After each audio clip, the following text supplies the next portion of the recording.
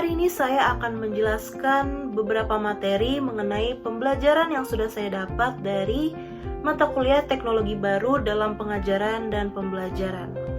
Nah, berikut adalah pemaparan materi yang sudah saya pelajari selama di topik pertama.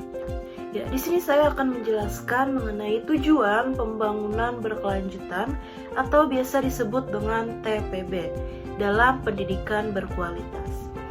Pendidikan berkualitas bertujuan untuk memastikan pendidikan inklusif dan berkualitas, serta mendorong kesempatan belajar sepanjang hayat bagi semua siswa. Hal ini sejalan dengan karakteristik pembelajaran abad 21 yang berfokus pada inklusivitas dan aksesibilitas. Nah, pada tahap ini pembelajaran dirancang agar dapat diakses oleh semua peserta didik tanpa memandang latar belakang, ekonomi, sosial, atau kemampuan fisik.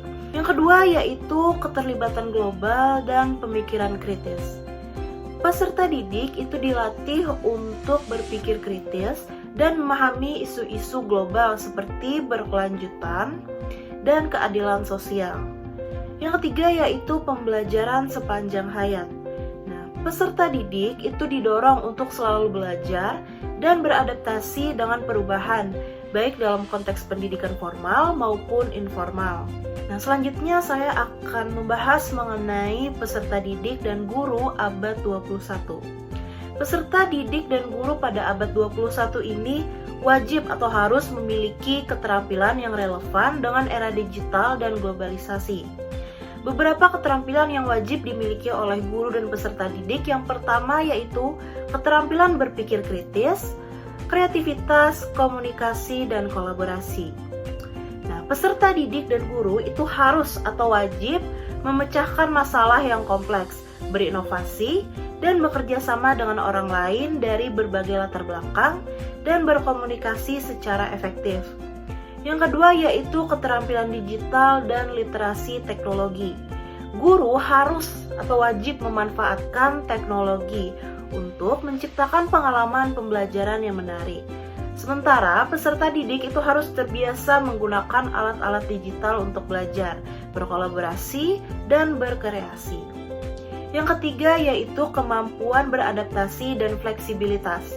Peserta didik dan guru itu perlu cepat beradaptasi dengan perubahan lingkungan belajar, teknologi baru, dan tantangan sosial.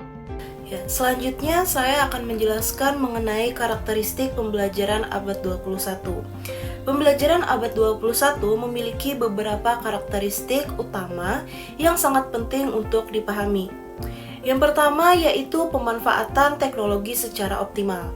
Nah, dalam era digital, teknologi itu menjadi alat penting dalam pembelajaran. Penggunaan perangkat seperti komputer, tablet, dan aplikasi pembelajaran memungkinkan akses ke informasi yang lebih luas dan juga interaktif. Yang kedua yaitu pembelajaran inklusif dan kolaboratif.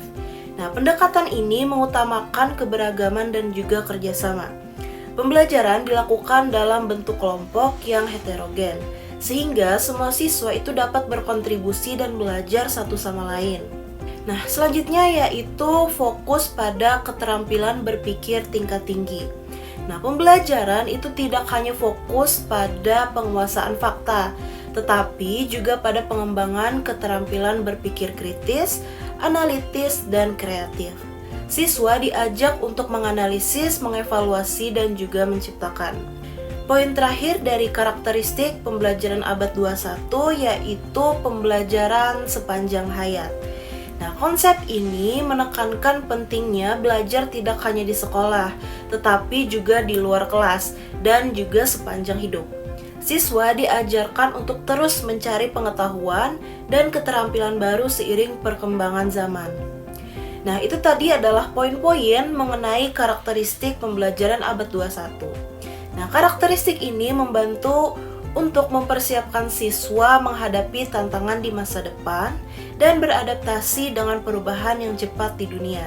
Nah, selanjutnya saya akan menjelaskan mengenai model pembelajaran abad 21. Model pembelajaran abad 21 ini mengadopsi metode yang mendorong partisipasi aktif dan inovasi. Beberapa model utama meliputi yang pertama yaitu blended learning atau menggabungkan pembelajaran tatap muka dan online untuk memberikan fleksibilitas dalam proses belajar. Yang kedua yaitu flipped classroom. Nah, siswa itu belajar untuk menggunakan konten di luar kelas melalui media digital. Sementara waktu di kelas itu menggunakan waktunya untuk diskusi, kolaborasi, dan penerapan praktis. Model yang ketiga yaitu Project Based Learning atau PBL.